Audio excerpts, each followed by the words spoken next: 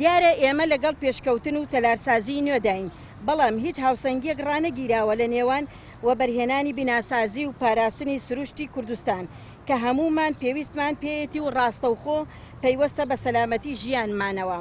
ئەوەی جێگەی نیگەرانی و ڕەخنەی ئێمەیە کە دەسەڵات بە ئاشکرا دەرگای واڵا کردووە بۆ کۆمپانیاکان و بەبێ ڕەچاوکردنی مەرجەکانی سەلامەتی.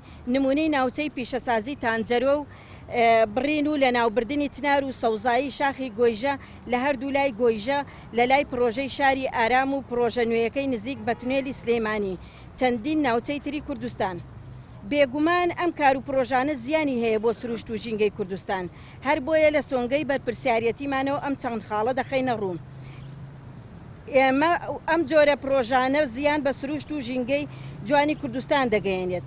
تاپۆکردن و بە تایبەتکردنی ئەم ناوچانە لەسەر کۆمپانیا و کەرتی تایبەت دەبێتە هۆی گواستنەوەی مڵکداری گشتی کە هەموو هاونیشتیمانیەک بێ جیاوازیەک سوودی لێ وەردەگرێت. بۆیە بۆ سەیران و حەوانە و گەشتیاری، بەڵام کە دەکرێتە کەرتی تایبەت و پرۆژە تەنها کۆمەڵی سەرمایەدار سوودی لێ وەردەگرێت. ئەمە هەڕاجکردنی کەرتی گشتیە بۆ کەرتی تایبەت.